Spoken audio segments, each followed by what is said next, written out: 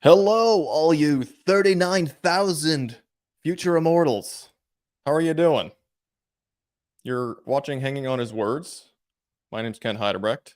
If for those of you who didn't know, that's kind of how Russell Brand starts his videos. I don't know. I felt like ripping him off there for just a second, but thank you for joining me tonight. We are going to have a special, awesome, cool, extremely illustrious guest on. You guys obviously know who he is because I go on his channel. He's been on my channel before. We have this cross-pollination of channels that we've had for a couple of years. So he's not going to be a brand new guest, but the content that he's presenting might be brand new for you guys. But before we bring him on, I just want to acknowledge the presence of some of you folks in the chat.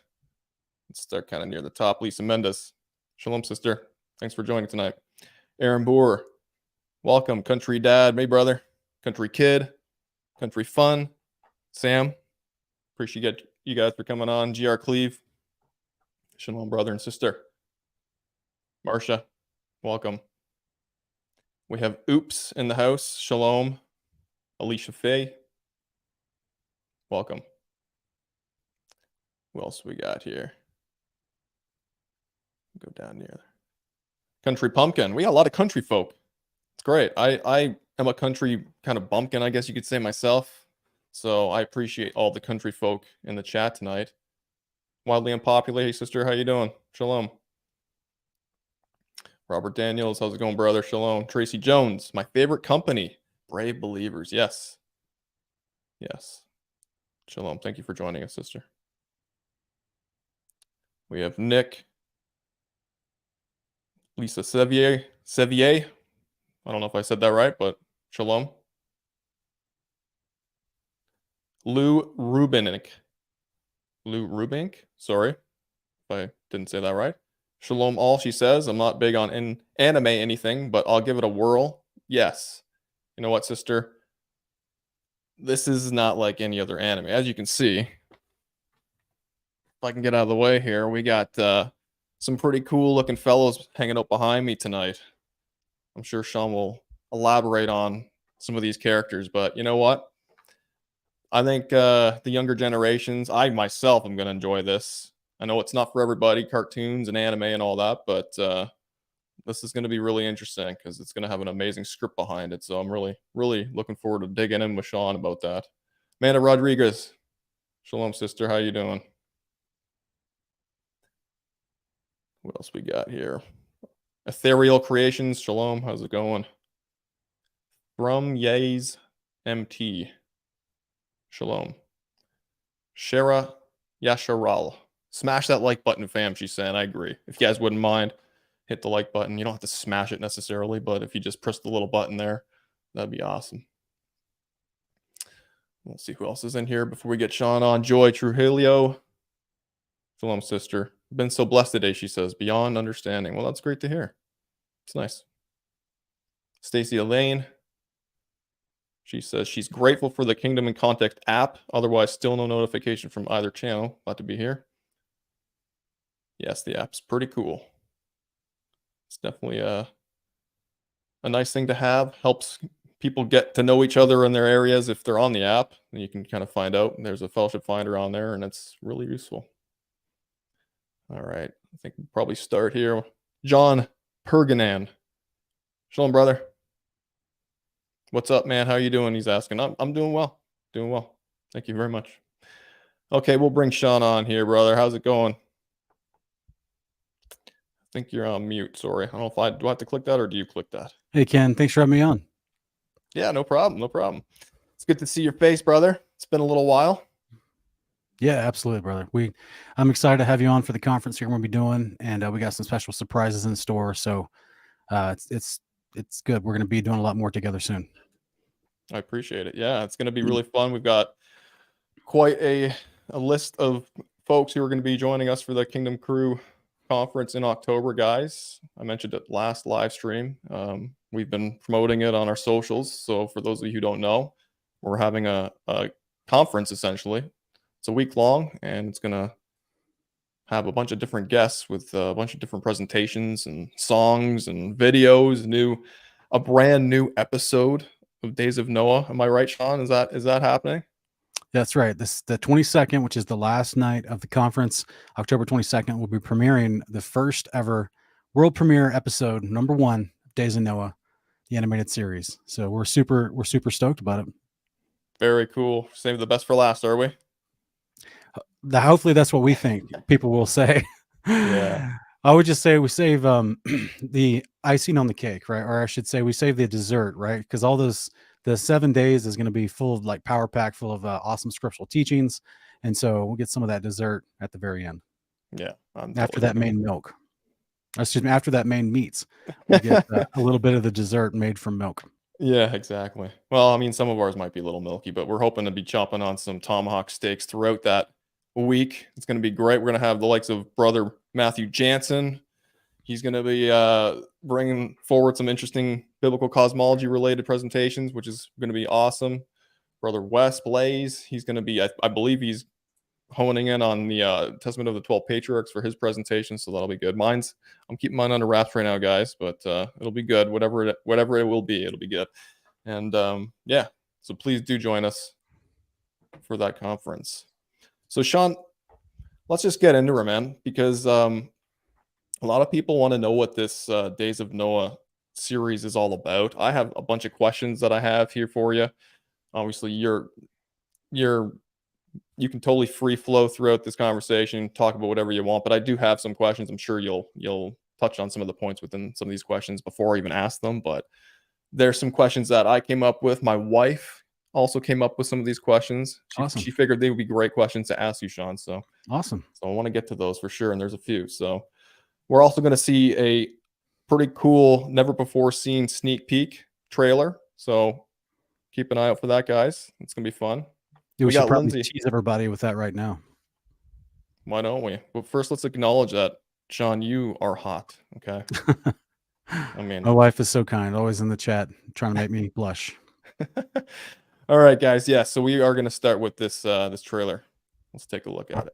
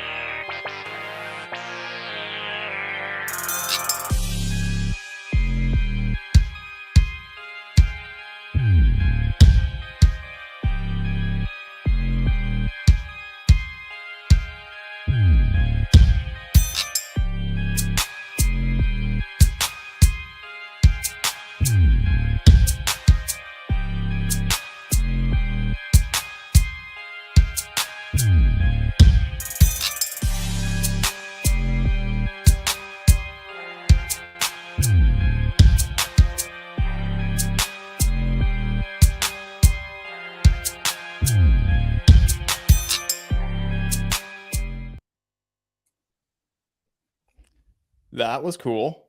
Oh, let's bring Sean back on. That was pretty cool, brother. Cool. Yeah, hopefully just get a little bit of tease of the series as a whole with a little bit of special scenes from episode 1 that's coming up. So we are super excited. Days of Noah, the 400 years leading up to the flood, another 300 years after the flood. That's what the entire season, the series is supposed to encompass, is approximately 700 plus years in the lifespan of Noah, all the way from pre-flood to the Tower of Babel. There's one of the most incredible moments in history, second only to the future coming day of the Lord. So we're super excited about telling this story. I don't think I've ever seen this story told biblically accurately from any Christian production company, definitely not from any Hollywood or Netflix production company. So we're super excited. KSC Media is trying to offer this for folks, and hopefully you're super edified and your children and grandchildren can watch with you. Yes, absolutely, brother.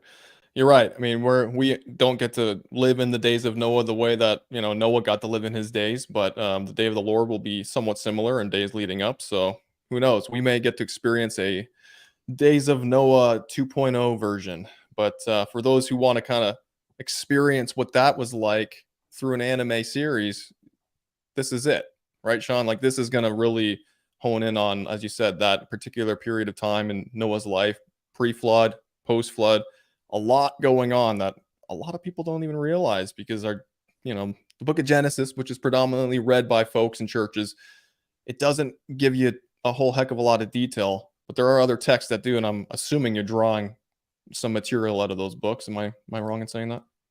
Yeah, it's going to be a compilation of scripture. We get a lot of detail from scriptures pertaining to the watchers that fell before the flood, specifically the ones that rebelled during the days of Jared. So between Jude, Second Peter, the book of Job, this Sirach, even Judith. You've got First Enoch. You've got Jubilees. You've got the Testament of the 12 Patriarchs. There's a ton of ancient Israelite literature that covers this narrative in a very detailed way. There's tons of details from which we created the story. And this is actually originally an adaptation from a 3-novel trilogy that I wrote several years ago that's now being adapted for this 8 seasons. So our goal is to do 8 total seasons to tell the story, 6 seasons before the flood, another 2 leading up to the Tower of Babel after the flood. And then also each season will have approximately 16 episodes per season. That's awesome, man. You got your work cut out for you. I Yeah. love how you have it all divvied up already. You already know what you're doing. That's amazing. Yeah, we definitely know there's a crescendo with not just the story arc leading up to the flood, but also with all the character arcs, because from all the ancient Israelite literature that describes these events and all the characters involved, we only have one of the rebellious angels lasting through the flood, the one that's called Azazel. So we have to, if you're writing a story that has all these people involved in a character with a plot and a denouement, you got to tell what's going to happen to all these other angels who did not, the ones that got sent to Tartarus. And that to me is one of the more interesting thread lines to develop within the story. Is as they were showing mankind things that men were seeking to learn, secrets that men were not being told to be taught yet, because the Most High didn't want mankind to know all this type of corrupted information, because it's basically taking the truth of the creation and corrupted man in order to worship it in a form of idolatry. And it is the origins of idolatry that happened before the flood, and that we see them pick back up after the flood. And this is where the Most High did not, want mankind to think about the creation this way. It did not want mankind to worship unclean spirits, and all the horrific practices that go with it. So there's an entire thread line there as far as the angels themselves dealing with interacting with mankind, how they're teaching this type of unrighteous behavior, this very destructive behavior, and how they know their impending judgment is coming. How are they going to handle this? What are they like? How do they interact with each other? How do they respond to Azazel, knowing that he's not going to be thrown to Tartarus like they are, or at least not as soon as they are? So, there's all these interesting dynamics to explore, as well as Noah himself, his whole family, because we do have, all the way going back, we do have, his great grandfather still in the picture, according to the genealogical timeline, all the way back to Mahalalel. And so you actually saw Mahalalel in the background there, the older, wiser, gray-haired looking man. He's going to be in it as well as the patriarch of the family, and especially for the first several seasons. And so we're super excited to portray that family dynamic. How are they staying righteous and faithful to the Almighty and walking in His commands in the midst of a world that's going crazy and self-destructing? And so to us, this is one of the greatest stories besides the cross of Christ, besides the second coming. It's one of the greatest Bible stories that can be presented to people for the edification of this battle has been long-standing. We are not, this is nothing new. The types of things we face today in this world that try to lend us towards self-destruction and lend us towards deception, it's all just been rehashed and with different clothing, different trappings of different colors and cultures and flags, but it's all the same at its core. It's the same deception that even Noah and his family was dealing with before the flood. Yeah, I love it, man. I'm really looking forward to it. The more you talk about it, the more it's amping me up because it's like there's so much rich character development in these characters. You know what I mean? Like, and sounds like, as I said, it sounds like you've got the script pretty much written out, and I really hope you're not going to do what J.J. Abrams did with Lost. That was one of my favorite TV series. Apparently, the guy lost some steam, and he didn't quite finish things, and he was doing things on the fly, and it didn't connect right. So it sounds like you're doing your due diligence, and you've really created this masterpiece, and you've got it pieced out in segments, and everything's going to be fluid in the plot line. The characters are going to develop appropriately, and more importantly, biblically. Obviously, you're going to have some artistic, freedom to kind of create dialogue and scenarios and environments, but you're going to keep it biblically accurate, which is awesome.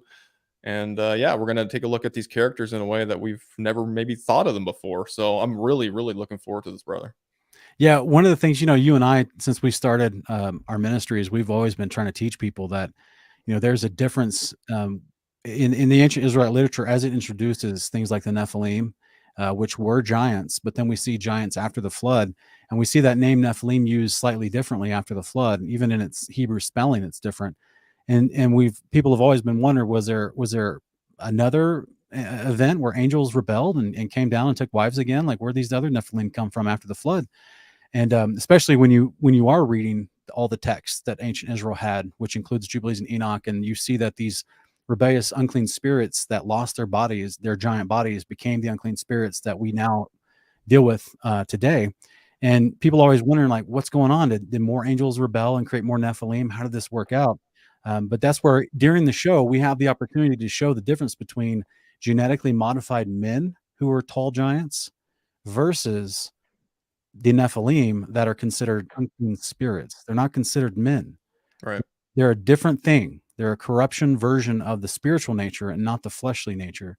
So that's one of the things we always try to, remind people. There's only two natures in all of creation. There's things in heaven above, they're called spiritual. And then the things on the earth made from the dirt of the earth and the water of the earth are called the flesh of man, of the earth. And so there's a heavenly flesh, as 1 Corinthians 15 says. There's an earthly flesh. And these unclean spirits before the flood, which was the offspring of these rebellious angels taking wives, they didn't have a human baby. They had an unclean spirit baby.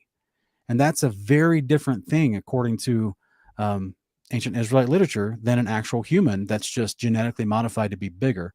So we get to go into that, like I've done entire presentations on the growth hormones and how it can, the epigenetics research in the last 10 to 15 years that they've discovered that there's certain little markers, if you will, in our DNA, in our makeup, that if you have the wrong hormonal imbalance, it basically it's like a light switch. It turns off your growth inhibitors, and you'll just keep growing. And so, like a liger or a Tygon, right?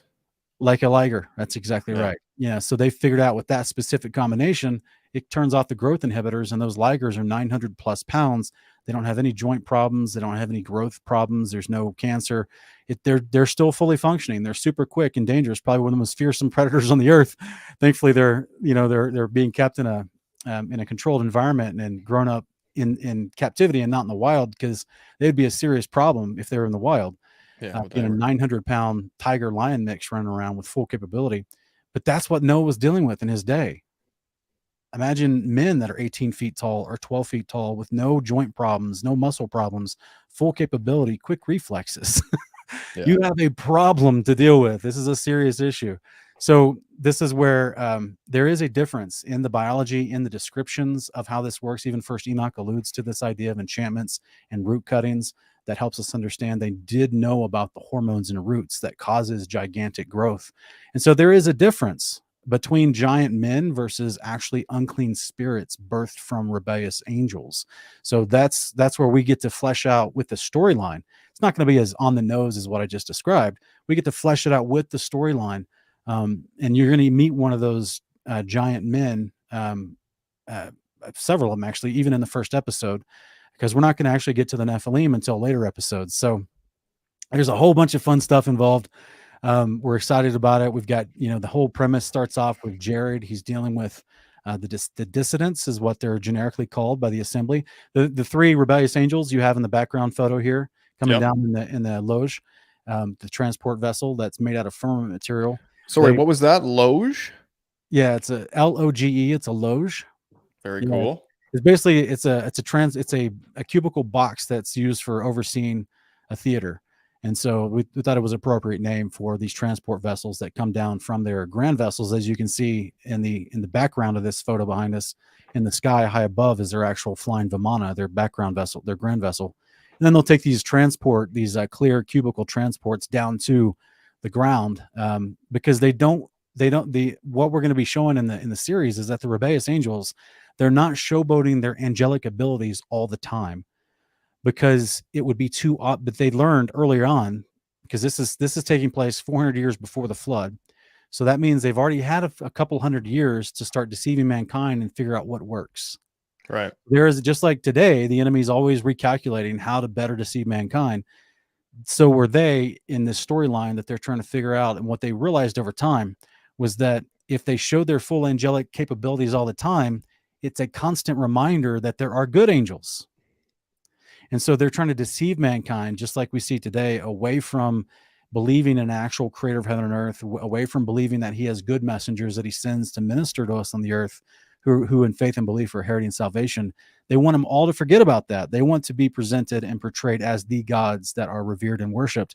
So they don't always display their angelic ability because it would be too obvious. Right. Too obvious, right? So they're finding other machinations of deception to show that they do have dominant power, but in a way that doesn't lead mankind to think about, wait a minute, where do these guys actually come from? Are there others like them still there? Do they act the same way? Who created them? You know what I'm saying? To get them away from thinking about the Almighty and his servants. And so we're super excited to draw out this entire world, this entire systematic deception that increases over time throughout the first 6 seasons. And then, and of course, how Azazel, who is the gentleman in the light pink in this background, he is the one with like the light purple hair, the anime hair. He is the there you go. The one that's touching his chin, he is Azazel, the one in the middle with the sound bow. That's a specialized weapon that you'll be seeing used in episode 1. Is that the Legolas of the no, series? no, it doesn't shoot arrows. I'll leave it as a surprise to show you how it works. But was he the one who was drawn in the? No, that's someone else. the one that was drawing. His name is Ravdanan, and he's Ravdanan. a giant. He's one of the special guardian warriors of the assembly. And he's actually the son of Terrell, the guy in the purple, the dark, deep purple. But the guy in the middle in the maroon, that's Samyaza, who was, as First Enoch tells us, he was the leader of the 200. And so between these 3 chiefs of the 200 rebellious angels, these are like the 3 most prominent chiefs. In later episodes of season 1, we're going to be seeing other angels like Jacon, like Satariel, and these other angels you see listed in First Enoch. You're going to be seeing what's his name, Armoros, who's going to be just all kinds of interesting guys. Ramiel, he's going to be working with all the pharmakia that they have every year at the festival of the gods. You won't see that till episode 10. But there's a whole expanse across the plane of the earth. Is that like a Burning Man for angels? Yeah, well, it's like their imitation of Shavuot. So they're having a yearly festival where they do remind the people how powerful they are with this grand festival. And so we're gonna see a teasing of that in episode 10. But then at the end of the series, at the end of season 1, episode 16, the finale of season 1, you're gonna have something happening at that yearly festival of the gods. That's something amazing. So the point is, though, is that this is the assembly that you're seeing on screen. These are the rebellious angels that have descended during the days of Jared, and now they're more at this point in the story. It's a couple hundred years after they first descended and took wives. Now they're more figuring out more efficient ways to deceive man and control all of man. So they're split up amongst the 200 in different population cities across the plane of the earth. So this Ken, this whole story takes place under the firmament. I would hope. Right. Yeah. You and I, that's old hat for you and I, but for the average viewer, this is going to be a fascinating story once we go visit by episode 4, once we go visit the city of Hakoma, which is literally the city right next to the firmament. And so, and you start to see what they're doing with the firmament to try to experiment with it. Because ultimately and this isn't a big giveaway, but you'll see this talked about throughout the series. is that the rebellious angels, after they received their admonition and their judgment from from Enoch himself, they realized that there's nowhere they can go. They can't go back up to heaven where they were created and where their original homes were, as Jude 1:6 talks about. They left their first estate. So now they're literally trapped here. Yep. So what's the mindset of an angel that's trapped here? Right? Knowing that they cannot go back up. Now, these guys are in a different class than Azazel because Azazel got a different judgment. So therein also brings about an incredible amount of tension, even amongst the assembly themselves, as far as how they can work together or not, or they distrust each other. And so you're going to start to see over the course of the first 6 seasons, Azazel has his own subplot because he's actually in certain ways developing his own strategy, because he knows he's going to last through whatever this judgment is. That they don't exactly know what this judgment is that's coming, but he knows that he's not going to be punished with the rest of them. So he's making longer standing preparations than they are. And you're just going to see that conflict grow further and further. And then, of course, the Father is always in control. So he's going to be sending his own angels at times, helping and dealing with the family of Noah to thwart certain things and to interrupt certain plans. And of course, for the protection of the righteous. So it's incredible. To us, it was an incredible opportunity to portray a paradigm that we've never seen in any movie or story that I've ever read, of multiple rebellious angels working together, trying and not trusting each other at all times in order to try to deceive mankind, but at the same time realizing they have nothing else to do because they can't leave this place. Right. So then it becomes a quest on their own for how do we find the power to escape our own judgment. And this is going to be the slow, ever-ending madness that we'll see them undergo as the story unfolds, because they want to escape this firmament and get back to their home, or escape to something else and create their own reality. And so this is there's a lot to this story. We're excited. This is why we need 8 seasons to tell this, right? There's a lot going on here. And inherently throughout the story, it's going to teach you exactly what the scriptures talk about as far as the way the creation was made, the purpose of angels, their understanding of judgments, the concept of the Father himself declaring a judgment, just like he has done with all of his prophets throughout all the time throughout scripture. But that judgment always doesn't take place immediately. Mm-hmm. So then there is a moment, just like the demons in the days of Jesus, they called out to Jesus, have you come to torment us before the appointed time? Like they were I feel like they were kind of trolling Jesus, right? To kind of antagonize him.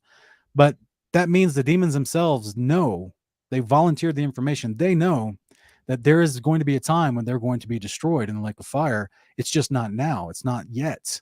And Right. so these angels before the flood also are going to know that they're going to be sent to Tartarus, just not yet. So Right. there's this other plot about Noah and his whole family being a family of priests and prophets, that they do have the words of Enoch. They do have all the fullness, not the scattered collection that we still have from antiquity today. They have the fullness of the writings of Enoch. And so they're going to be able to see very quickly how to know when certain markers are going to be hit as far as timelines and understanding when things are going to be fulfilled in prophecy. But the angels don't know. So there's like another sub thread of them trying to gain access to the scrolls that Noah's family has. And then so they can see what's coming and know how to prepare and plan for it. Because remember, they can't go back to heaven anymore. They don't know the plans the Father announces to the hierarchy of angels above. So they're out of the loop, so to speak. So they're dealing with their own sense of anxiety and madness, impending. You remember, Ken, when you were a kid and like your mom or your dad was angry at you, but they didn't punish you immediately. They kind of waited for a little bit. Did you ever experience that? My mom did. My dad was pretty quick on the wooden spoon, if you get what I'm saying. Yeah, my mom used to say, yeah, when your dad gets home, I'm gonna have him spank you because you're being bad. So the next 2 or 3 hours, I'm in, like, my stomach's in knots. You know what I mean? Right. Yeah. Expecting an impending judgment. So it's going to be interesting to see at a most basic level and some sophisticated ways we're going to try to portray in the story, with all these moving characters and with all the the whole concept that you're going to understand the Father's ways, how they're impregnable, how they're everlasting. You understand that the creation where you've been created to live, how the Father is in complete control. And you understand that, wickedness will not thrive no matter how it may look in certain times. Ultimately, their judgment will happen. There's nothing hidden from the eyes of the Almighty. And so as Amen. mankind, as the weakest of all the creatures, the creations in this storyline, how does mankind actually survive through all this? What are the trials, the perils, the challenges, the adventures they have to overcome? So we got, Seems impossible, man. it seems impossible. It Like, why seems don't? pretty wild that man, like actual man that hasn't been tampered with from the angels, was able to survive those days. So I'm really Yeah, eager to see how you flesh that out on screen. That'll be very, very fascinating. yeah. Why didn't the angels just do what the angel did in the days of Hezekiah when he killed 185,000 Assyrian warriors in one night? Why didn't these rebellious angels just walk around and do all that? Just go. You ever see that movie, The Watchers, from like 2008, where Dr. Manhattan's just like zapping people in Vietnam? Yeah. Like, Yeah. why didn't all the angels just do that and just wipe out humanity instantly? Why take so long? Because they can't. Yeah, they have And there's limitations for a sure. reason for that according to God's law. And so this is where we're excited to flesh out these ideas in hopefully a fun, informative cartoon / anime. Well, I mean, it sounds epic. Just what you've described already sounds super epic. It's like your kingdom and context tree, all the thematic concepts kind of meshed into one whole. It sounds like you're going to be hitting on all those layers of context and scriptural uh, themes and stuff. And so, not only does it sound like this is going to teach folks, but you're spicing things up by creating these characters and bringing a plot to life. So I love it. I'm really looking forward to it, Sean. So far, I'm loving what I'm hearing. I'm loving what I'm seeing. It seems like people in the chat are loving it too. They're definitely concurring with what I'm saying here. From what I recall with the little teaser, there was some pretty cool, like the guy was going to be shooting something. I want to call it a bow because I don't want to misspeak here. Might not be a bow. You got like what looked like Dome Wars. You ever play that game when you were a kid, Sean? Dome No. Wars, where you have like these two bunkers on each side of the screen, and you're trying to get the right trajectory or angle, and you're shooting bombs on the other guy, and you're trying to hit them across the screen. That's what it looked like to me. Looks like some angelic Dome Wars going on. So I'm excited to see that. But let me get to. I had a couple questions, Sean. Let me get to them. Sure. What inspired you to write the books? Because these are technically you wrote books, correct? This is all Yeah. based off of literature that you've written. Yeah. So what inspired you to write these books and then turn them into an animated series?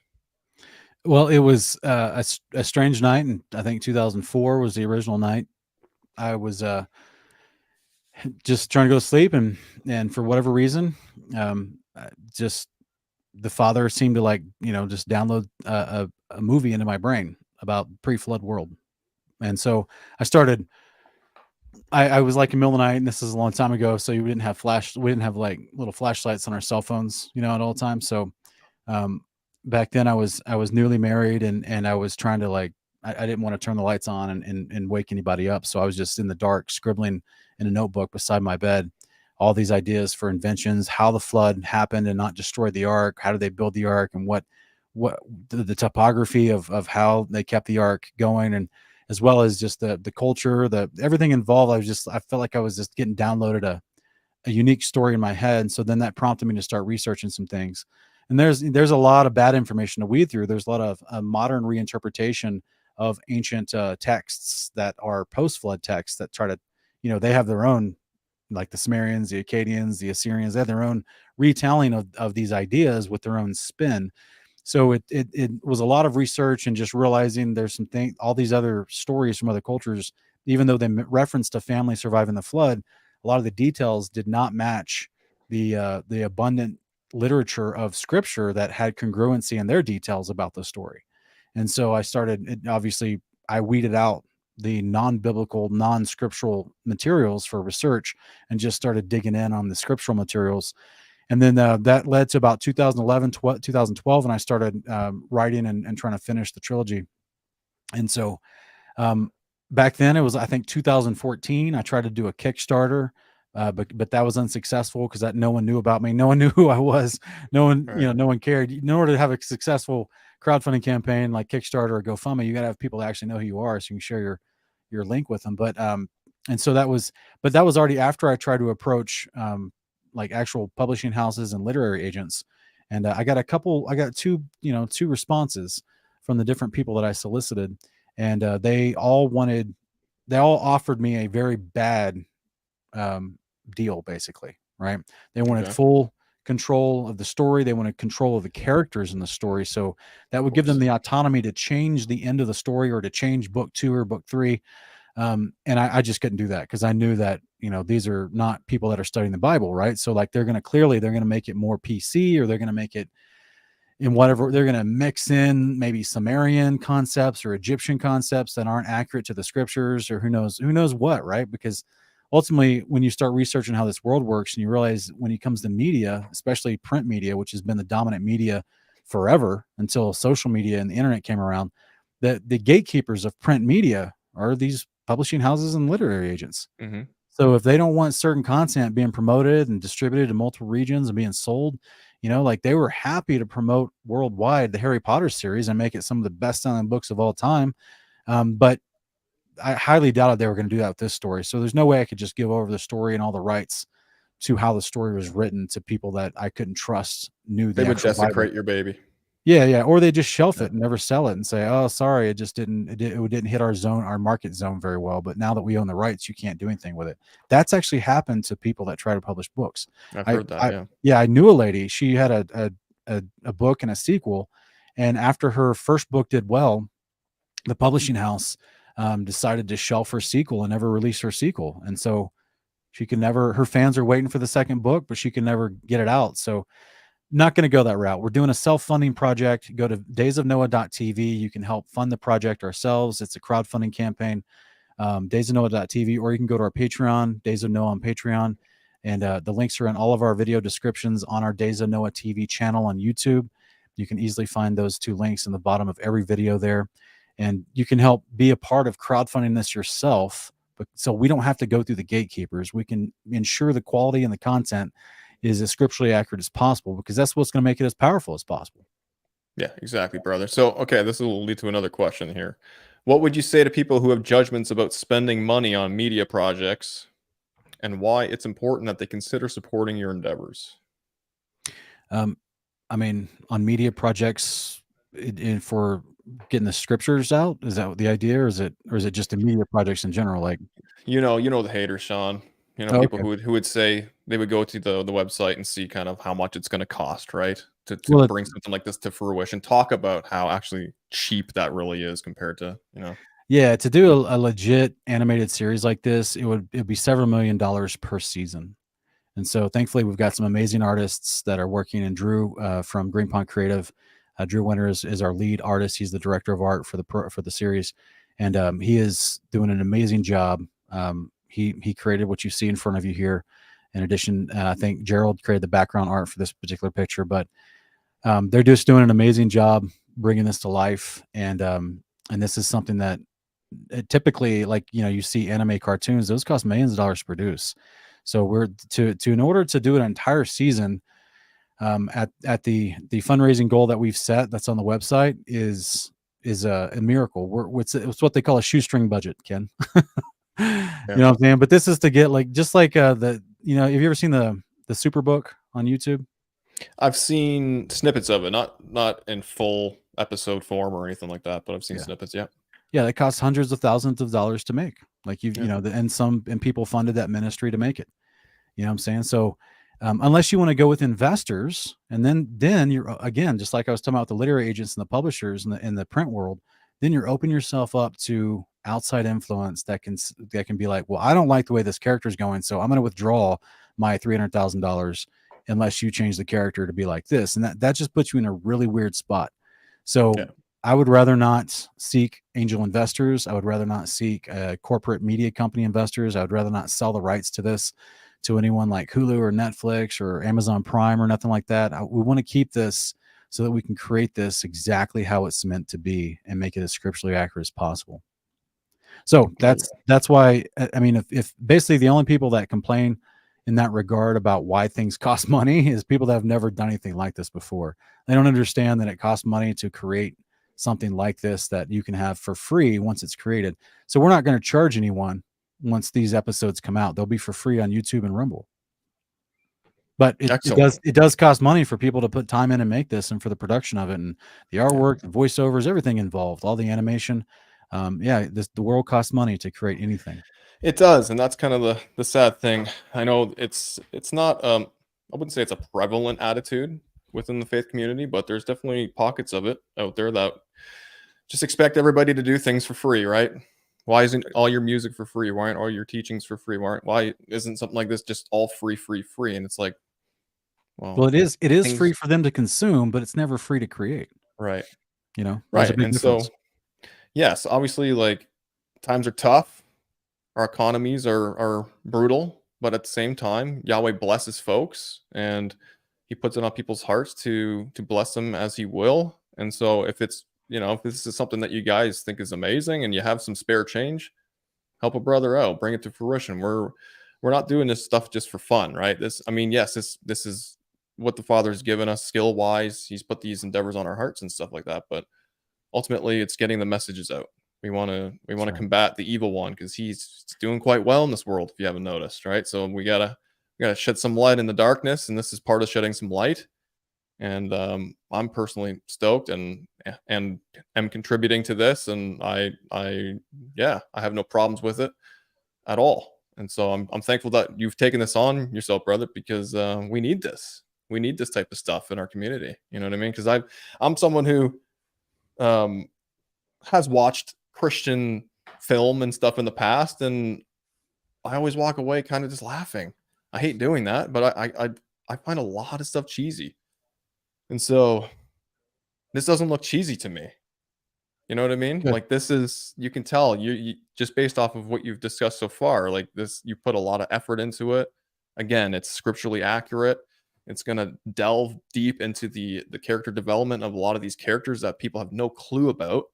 And I just like it's exciting to me, and I think it's going to be for all ages. Obviously, anime cartoons, people assume right away kids, right? Yeah. That genre of folk, that demographic, but I guarantee you, if you like scripture and you're intrigued with what went on during the days of Noah and right afterwards, it doesn't matter what your age is, you're going to want to watch this and see how Sean kind of develops these characters and how he applies the plot um, to this series, and I think you'll definitely like it. I'm gonna like it based off of what I've heard so far. Yeah. In fact, Ken, right now, our series trailer that on the Days of Noah YouTube TV channel, the series trailer, I think it's already like 94,000 views. And so we've got Yeah, some statistics from that many views, right? Like yeah, the behind the scenes in the YouTube studio to show you what age demographics are actually watching your video. And so on the series trailer with 94,000 views, it's almost consistent across the board from 13-year-olds to 65 and over. awesome. 13 to 17-year-olds is probably the least, but then 18 to 35, it's like the exact amount of people, almost the exact amount of demographics, and then from 45 to 65 is very similar as well. It's basically, and all of them are pretty well rounded as far as 18 to 65 plus. It's like the same amount of people are watching and reacting to it. And the reason I say that is because, some content, it's only like from people 35 to 45, you know what I mean? Or Right. it's only from people from 18 to 24, a younger demographic. But this seems to be reaching people from 13 to 65 all equally, and they're all responding to it equally. So yeah, it's very interesting when you see a video, because that from those 94,000 views so far, just putting up these teasers and some of this behind the scene content, we've already received, I think we're over like 20,000 subscribers to the Days of Noah YouTube channel. And Yeah, it's so vastly growing, man. Obviously, people are enjoying this, right? good. Like Yeah. they're enjoying it, and the numbers are kind of proving it. You got the stats to prove that. So yeah, it's great. We're praying about um that word would get spread out there and people would see your previews and subscribe to your channel. Guys, if you haven't Okay. subscribed, go to Days of Noah TV on YouTube. Subscribe over there. Look at the content that Sean's uploaded there. It's awesome. Shows some behind the scenes stuff. His artist Drew is doing his stuff on the computer. It's pretty cool. You can see some of the behind the scenes stuff. I think if I recall correctly, Sean, this preview that we showed earlier, Was that brother Marlowe, Eugene? His beats behind At the end of it, yeah. the visuals? Very cool. Yeah, at the end of it for sure. He's helped us out with some tracks, some unique original tracks that no one's ever heard before. The score that you hear, in fact, if you want to play the actual main teaser that people are responding to, that score that you hear is original to the series as well. We've hired someone that's going to be doing the score as well as the music for the series, and so we're super excited about that because we're going to be basically commissioning him to create not just a series score, but also motifs for each character, Right. each main character, I should say. And so we're excited about that. Well, let me just play that. Okay. I'm going to screen share this real quick. Before the fallen ruled with terror, we watched our families stolen from us. It was their fathers, worse than the Nephilim. That was after they went astray.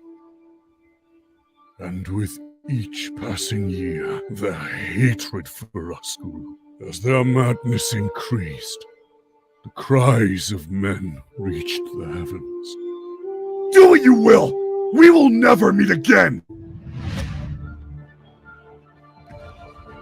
My life means nothing if you don't accomplish the charge of the Almighty, Sela, for we are one flesh.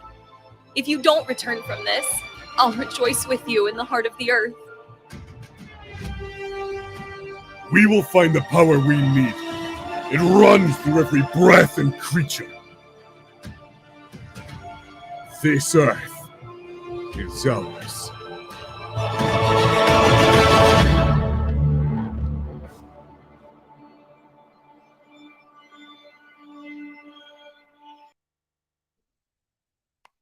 Goosebumps, brother. This earth is not yours, Azazel. Or Semyaza, whoever you are. It's ours forever.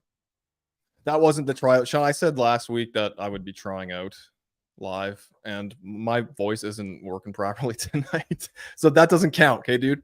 That wasn't a tryout, technically. But I believe I could do kind of a guttural, low-end character, maybe a giant that has just been hewn down at the knees or something like that. Like, that wasn't also a tryout. I'm throwing things out there, Sean. You're on mute, by the way. Sorry. Yeah, that's pretty good. We've in the first season, we have up to 40 different characters. So there's gonna be plenty of opportunity for you to try out for one of them. Yes. Loving it. Okay. I'm definitely looking forward to it. I think this is gonna be epic. I think it's going to make history books, so I would love to be a part of it. Absolutely. Yeah, it'd be really fun. Yeah, we got a mixture of giants, a mixture of rebellious angels, as well as Noah and his extended family, as well as the people they interact with to try to, because one of the plot lines in the first season is going to be Jared. As you saw in the trailer that you first played. With Jared, it's the one with his eyes opening up. He's on the forest floor, and that's he's coming back to consciousness. Is he the stud with the dark hair, the wavy dark hair, and the nice groomed beard? That's right. Yeah. Okay. Yeah. So we're gonna have a variety. Someone in the comments asked it'd be cool if there was a multi-ethnic representation in here, and there is, both amongst mankind and amongst the angels themselves. So you're gonna see all different shades of melanin for all the characters, just because back in the ancient days, man, they didn't care about melanin. Like, they didn't make a deal about it. Like, that's why you see the Egyptian hieroglyphs with, like, a brown dude, a lightly brown dude, and a pink dude. Like, they just didn't care. They're all slaves under the Egyptian empire together. Yeah. So Nick says I sound too country to try out too. You know what, buddy? Don't count yourself out, okay? We don't discriminate against the country folk, the country dialect. I mean, Sean, you've got a pretty cool Oklahoman dialect, do you not? That you suppress? Oh, no. Oh yeah, it's got to be suppressed. Yeah, otherwise you wouldn't understand a word I say. If I went deep southern Oklahoma, you wouldn't understand me at all. Okay. But so yeah, it's basically there. I mean, there'll be lots of people. We're going to need background voices for stuff. So who knows? If you can yell, I don't think you have to be yelling in country. I think if you're just yelling, that's universal. But either way, we think it's fun because our goal, like I said, just even in the first season, one of the plot lines for Jared, the great grandfather of Noah, is that this is a dude who's over 500 at this point, right? So but he's still out there amongst the communities, trying to pull people away from the deception of the assembly and bring them to the truth of how to live. And he's literally a prophet and priest calling people to repentance in a very active way. He's trying to rescue people from the mental and physical slavery that they're in, because there's a variety of different ways that the assembly has gained control over the populations. And so that's where in the opening episode, you're going to see Jared with some dissidents, and he's freed from the past. They're fighting at the Battle of Nod. So you remember in Genesis 4, Battle of Nod. Very cool. you remember where Cain goes off to the land of Nod? This mysterious land of Nod. Yep. Yep. So there's a city that he builds, and the opening first episode is the Battle of Nod and the plains outside of that city being destroyed. And there's the assembly is called in their guardians to fight Jared and these dissidents. And so, it starts off just immersing you directly into this world of chaos and conflict that all these men of faith had their faith, tried by fire and sharpened like never before. So it's just an amazing story that we hope to portray in a fun way. It's going to be PG. Yes, I know that the pre-flood world dealt with some pretty horrific concepts, even just what little's told to us in the scriptures, and we see those same horrific concepts, repackaged and continuing to be done across the world today. But we're going to keep it PG, family friendly. They will be dealing with heavier concepts at times. It's not going to be like a silly cartoon for 6-year-olds, but at the same time, it's we're not going to show anything graphic or untoward. Yeah, it'll be tasteful. It'll be for all ages, all demographics. It's great. I'm going to just address Mr. Boer here. Aaron Boer, thank you, brother, for the super chat. Really appreciate it. Will not return void. Amen. Let's bless this series. If I had ironic blessing power, Sean, I would. I don't know. Is that don't do that? You're gonna have so many people hating on you. I know someone probably is gonna screenshot that for sure, but it's already done, brother. I had people. I was in an interview a few years ago, and I had people. I just put my hands between my legs to rest them together, and people were claiming I was making Illuminati symbols. It's just the internet will eat you alive with they will with your hands. Yeah, they will. Okay, so what is? Well, before I ask this question, you mentioned there's going to be all sorts of melanin, skin color differentiations, which is cool. Are you going to be? But they're never going to talk about it. They're never going to talk about it. It'll be shown. We're drawn in, but they didn't care about that kind of stuff. All that stuff is modern day propaganda for dividing people into groups so that the communists can literally take over the free world. Like back then, they didn't care about what color you look like. They only cared about what you could do for their gods. Yeah, I would agree with that. And so I'm getting the impression, Sean, that there won't be any woke elements to the script at all, or Yeah, not according to United States definition of woke with social justice warrior doublespeak. None of that nonsense. Obviously, you're going to have, like I said, we're showing machinations, which is the ways and the hows of the rebellious angels deceiving mankind and interacting with them on the earth.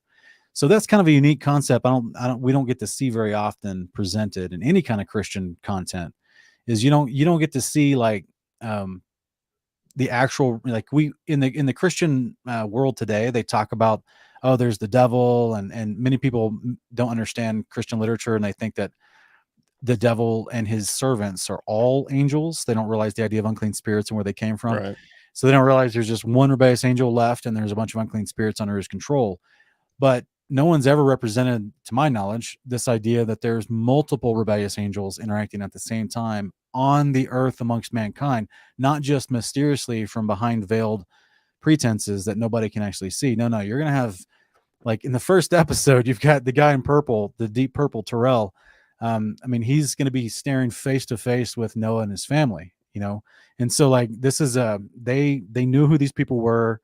They knew that they had certain areas that were theirs. And so you're going to see how that the father has boundaries that are enforced, which is a part of his law.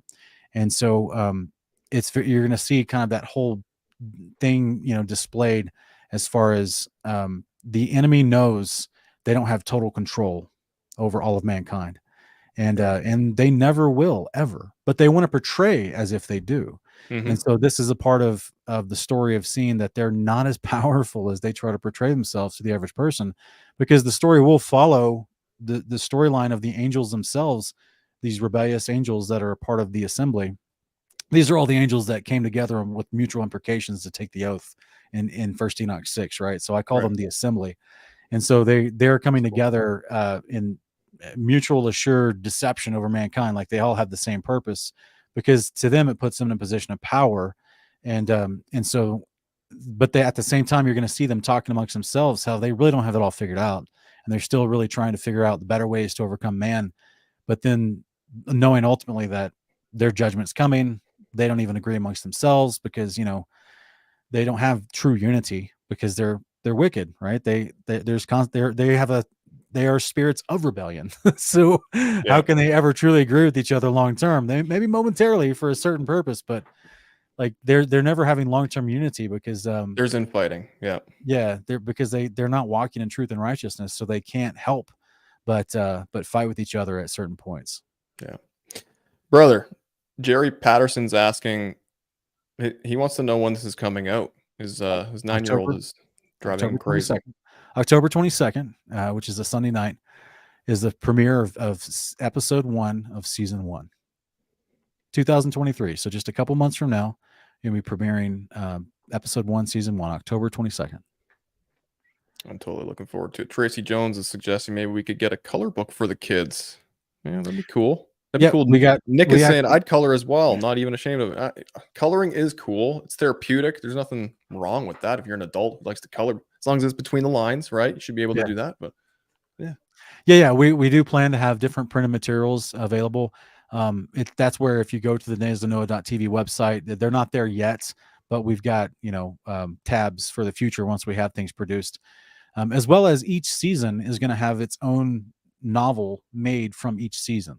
So basically, because I'm taking the script and we're adapting it for the screenplay for the animated series, but basically, if you like to read and you like to read the book, because the books are always better, right? Because you get more detail, and it's not the things that are unspoken that you see portrayed in visual form from the video, you get typed and printed out in the actual full book. And so some people love the book more.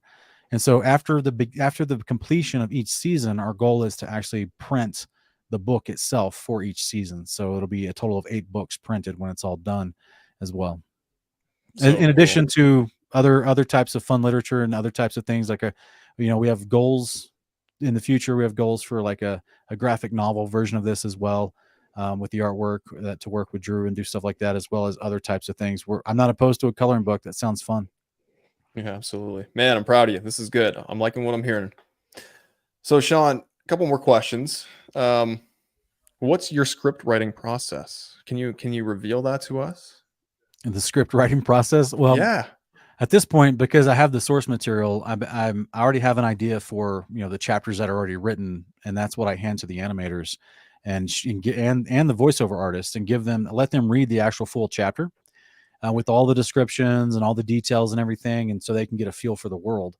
And then they start creating the scenes. And so Drew and Gerald will ask me, okay, well, in this scene, what was your thought from this description? Like, what they may ask for extra details at times because of what they're trying to make, or they who knows, depends on which scene we're working on. And so that they then create the artwork for that. And then of course we have to trim down sometimes once the artwork is created and we start to put it into an actual storyboard process.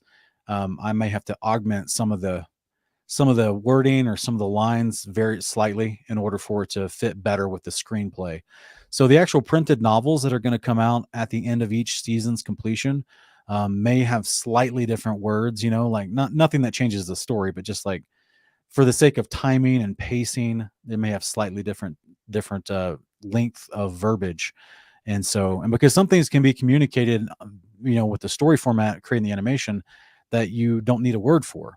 Right. So that's why you show it, but so yeah, we're excited. That's kind of the process. I have everything written out. I hand it over to the illustrators, Drew and Gerald, and then also the voiceover guys, so they can look at and see what exactly is the vibe, what's going on in this scene. You know what I'm saying? They get to see the full thing they're going to get to see, read the whole novels as we go a year before anybody else, basically. Right. That's so Yeah. cool. I love it. Yeah, as you guys can tell, it's no easy process. There's a lot of collaborating going on. A lot of wise brains kind of bouncing off of each other. So it's a lot of work, a lot of skilled individuals involved with this. So it's going to be amazing. I'm really, really looking forward to it. Yeah, and to Sean. answer Berto's question, Yeah. we're shooting for about 21, 22 minutes for each episode, but I'm just guessing, depending on how it's going to go, it may be a little bit longer, 25 minutes, depending on how things work. But the season finale may be a little bit bigger, maybe more like a 35-minute episode, but that's, I would say, around 21 to 25 minutes Awesome. for each episode. Yeah. That's great. That's good. Sean, what are you hoping this series will achieve?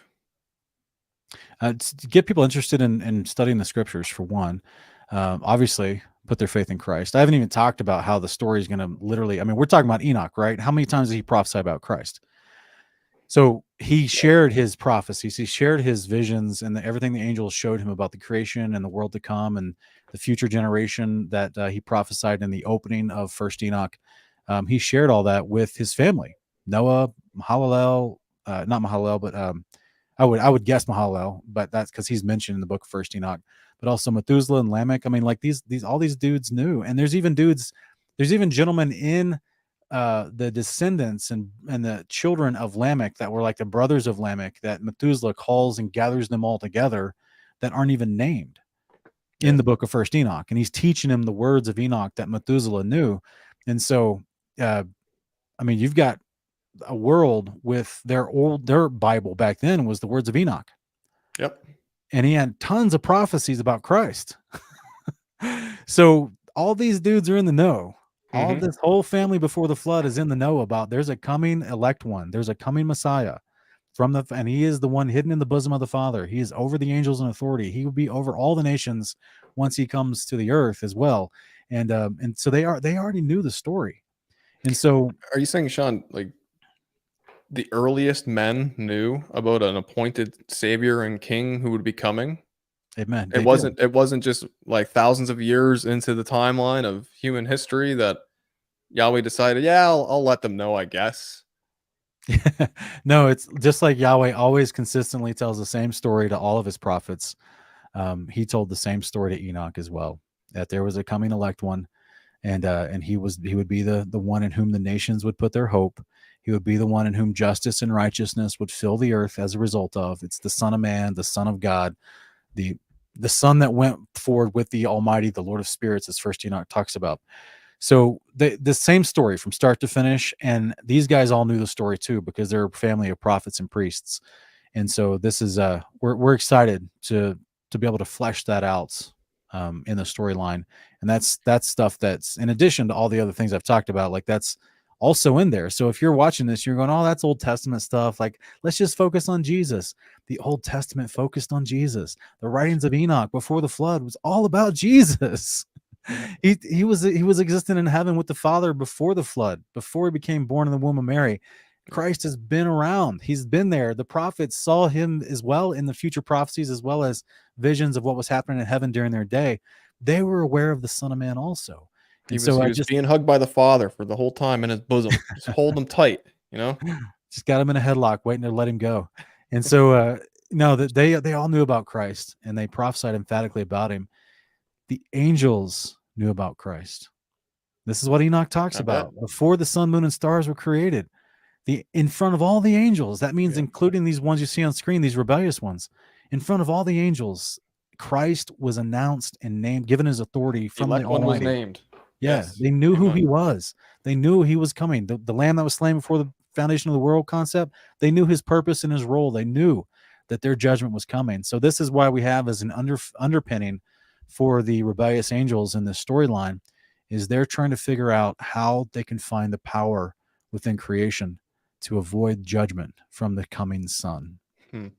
Okay, so speaking of the coming sun, maybe this is a little too revealing. Maybe you don't want to expose this here. Maybe it's a surprise in an episode, but are we going to be seeing any future flash forwards of the Son of God at all, Sean? Like, is there anyone that you need to be like, sitting on a throne up in heaven and being like, "I'm coming for you, Azazel. Don't you just wait on it. I'm coming for you." Literally the first episode. Oh yeah? Okay. That's cool. Yeah. And we do it in the I think it's a unique and fun way that people won't expect. But yeah, there's a yep.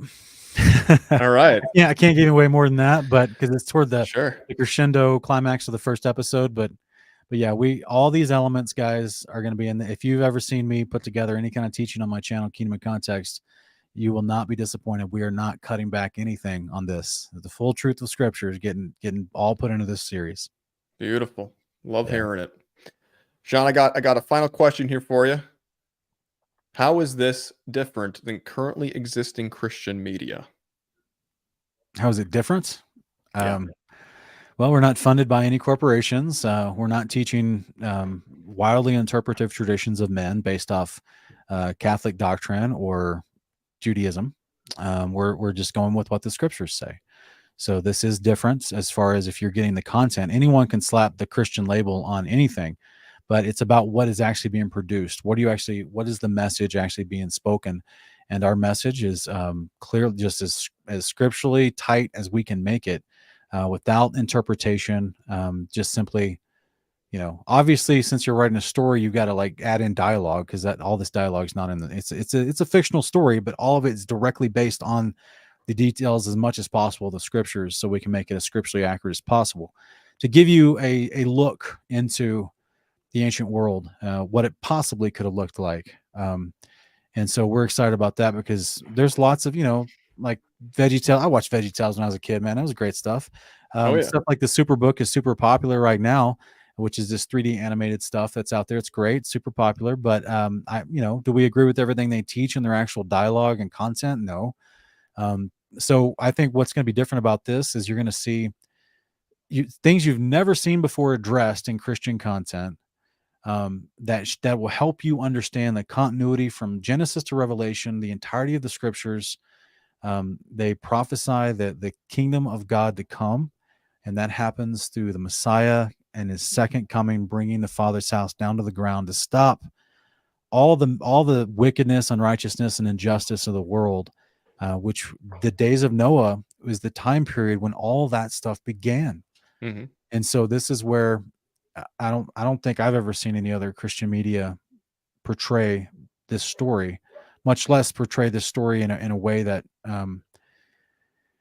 in a way I would say that that is trying to reach so many different generations to help them understand the Bible, and not just take a biblical story and then reinterpret all of it just for kids. You know what I mean? Yeah. And so this, like I said, Lord willing, the teaser trailer will hold up with all the episodes that we produce as well, from 13 to 65 or more or plus. I don't care what age you are. You could be 105. Hopefully you'll realize this is helping you understand the Bible better, and that's going to empower you to not be deceived by the world around us. Yeah, amen, the opening statements in the book of First Enoch, which tells a lot of this story, that in this time period, the opening statement is talking about this is prophecy for a far distant remote generation going through great tribulation. Mm-hmm. And then it immediately talks about the second coming of Christ. Like the Son of Man comes down with the Most High to rout out the wicked and the ungodly. This is what and their Joel 2 army. And the Joel 2 army, that's right. This is what Jude is repeating in Jude 1:14, is the very opening passages of First Enoch's prophecies. Yeah. And if that's not relevant to us, I don't know what is. Like, that is the most relevant thing to us, is that we expect the return of our Savior. So I think this is just going to give people a good foundation on where wickedness came from, why the world is the way it is today, and strengthen their hope for the second coming of the Messiah. Sounds perfect, man. I know I'm biased. I'm biased, of course, but this, to me, I think this is going to attract believers and unbelievers alike, because it's going to have an amazing story. The graphic, like the details of, the books that Sean's brought up, like they're just going to come alive on a screen, and it's going to be something like you've never seen before. I'm really, really looking forward to this. I mean, we're going to have giants. We're going to have angels. We're going to have humans. We're going to have Nephilim. You're going to have technology, all sorts of crazy technology that people didn't even realize. Yeah. Existed. Because if you got angels that know the fullness of creation, I mean, this is literally why they're teaching mankind, secrets of heaven they weren't supposed to, because they know how creation works. They watched it being made, according to Job 38:7, right? They were there. They understood how creation was being made, because so many of them were assigned to different parts of creation to keep it flowing properly. That was a part of their job given to them. It was just like man was given a job to subdue the earth and fill the earth. The angels were given jobs elsewhere in the creation to subdue that, or to maintenance that, or to function with that, to make sure that things were working properly.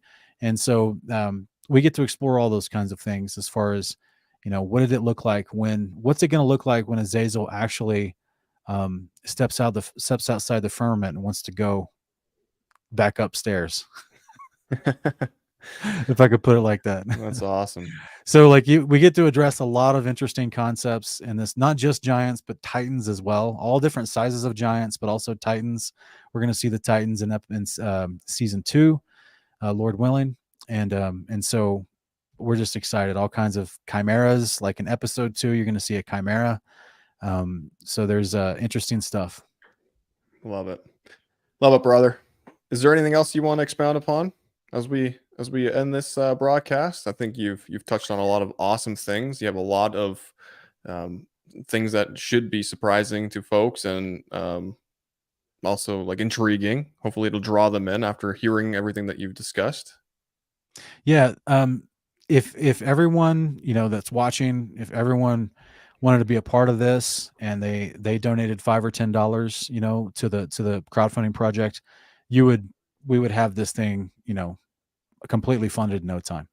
You know what I'm saying? It doesn't require much, but we've got the thing set up so that you can be a part of this. daysofnoah.tv.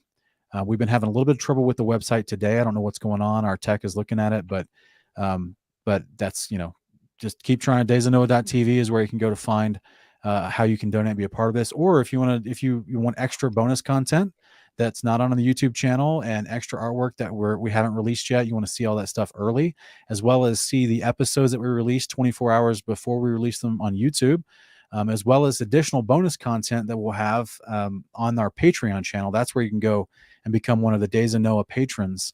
And that's where you can, we have patrons as little as $3. So you can go over there, you can see which tier works for you, and you can support the series that way as a patron and get extra bonus content as well. So it just, awesome. Doesn't take much, and we can all do this as a community and actually have content we enjoy. Lord willing. Yes. And if you can't help out financially, please guys, pray for this, to come to fruition. Pray for Sean's endeavors. Like the content, to subscribe to it all, share it among your peers, share it on your social media. Just help us at least get it out. The more eyes that land upon it will hopefully help it come to fruition. So that's our prayer. That's Sean's hope, I believe. And I'm really stoked, brother. I appreciate you coming on tonight and sharing your brainchild with us. It's impressive. Honestly, it's impressive. You did a live album reaction video to Fallen Man about a year and a half ago or so, and you said, guys, Ken's got me beat when it comes to the music. I write, and dude, you're impressing me with this. I knew years ago that you had written books. You didn't talk much about it, but seeing kind of how this series is developing, and just the things that you've presented here and on other interviews, I'm really impressed with you, man. This is cool, man. Thanks. This is really cool. I'm looking forward to it. Been in my heart for 16 years now, so it's been a long time coming. I remember back in 2011, I was with some other people, and I went to this weekly writers group that was actually a offshoot of a church ministry. It was kind of an interesting little church group that was a collection of Christian writers, and I remember everyone knew that I was working on this series, this Days of Noah books, and they saw that Darren Aronofsky Noah movie that come out in 2012, and they saw that starting to be advertised, and like, oh no, Sean, they're making a Noah movie. It's like they're gonna beat you to the punch. And then when that movie came out, it was just horrible. It was a horrible representation, all types of unscriptural, mystical, Gnostic concepts built into it. Just a horrible representation, and I'm glad that it didn't do well.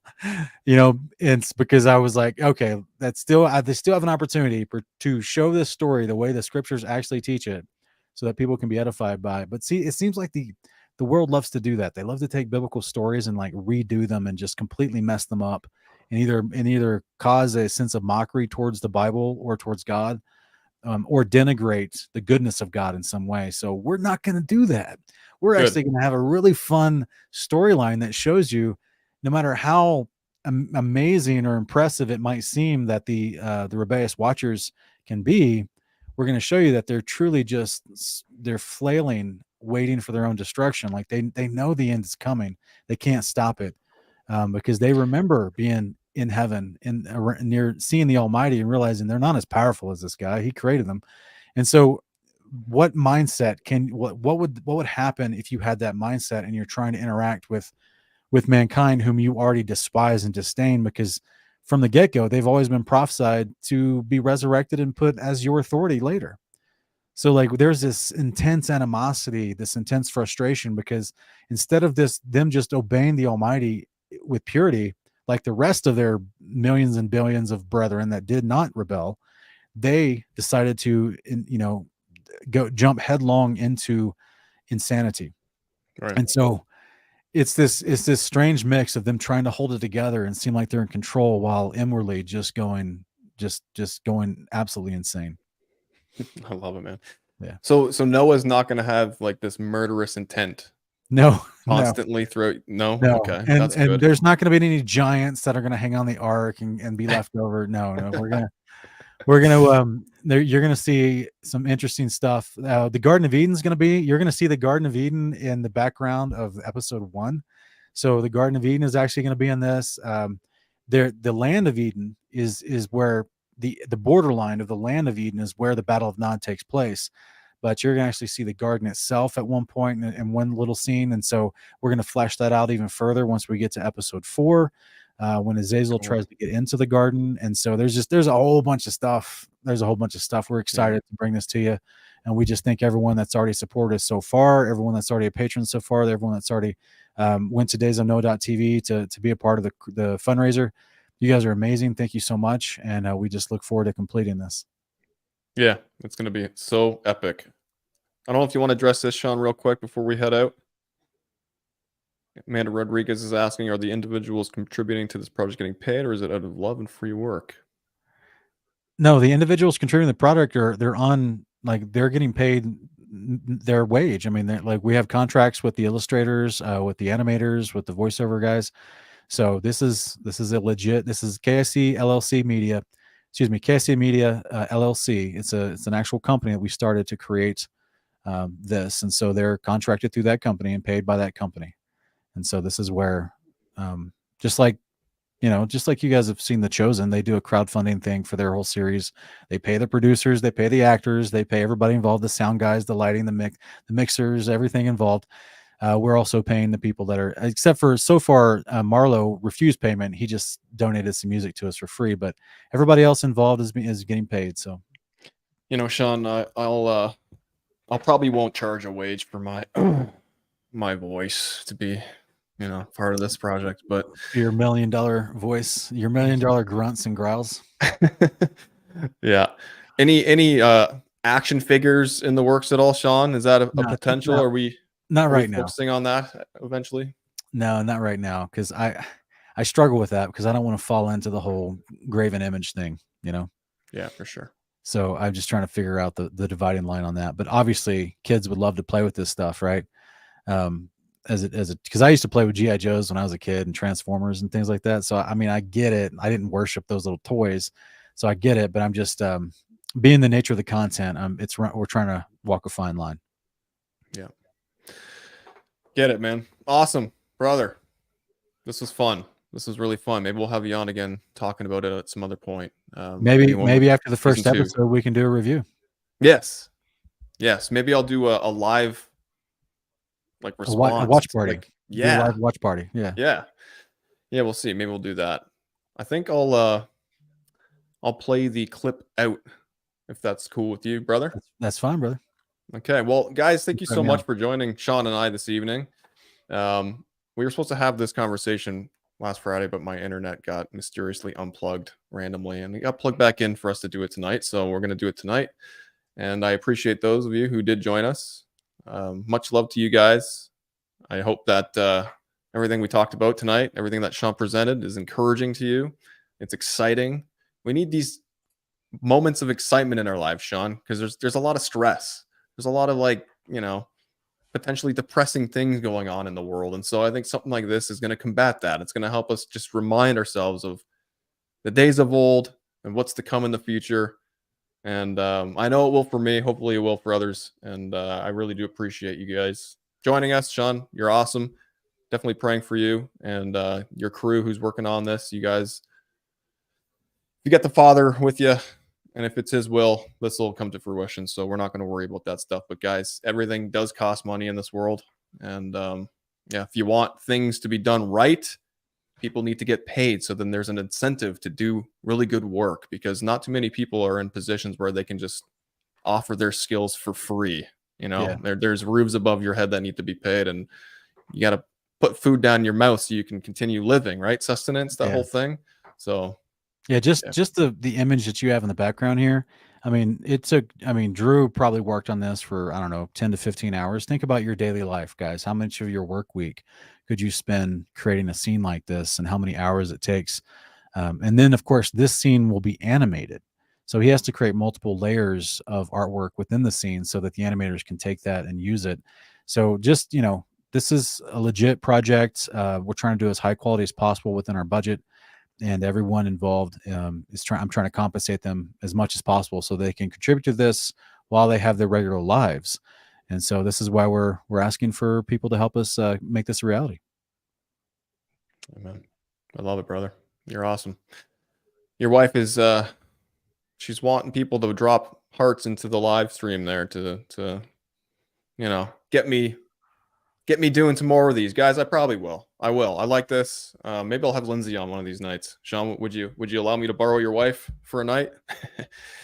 In this regard, of course. Right. Yeah. If she's trying to do a solo interview, sure. I don't see why. You have to ask her. Maybe we'll interview her and baby Levi together. Yeah, we'll do a whole little introduction to Levi. It'd be great. Yeah. I can't even imagine growing up, and Lord willing, we'll be able to complete all eight seasons of this story. And I can't even imagine Levi being able to grow up with this type of content. We had nothing like this, you know what I mean? So yeah, it's just a wild world to think that all of our children in the next 20 years could actually have something that could teach them the scriptures super quick, So then when they go and they read stuff like Genesis 6, it's not just a mystery to them. Exactly. Yeah, that's perfect, man. Awesome, brother. Appreciate you. Love you guys. We're going to sign out here, and I'm going to play the clip that we came into this live stream as an outro. Shalom. Thank you, Sean. Thank you for having me. Thank you, everyone.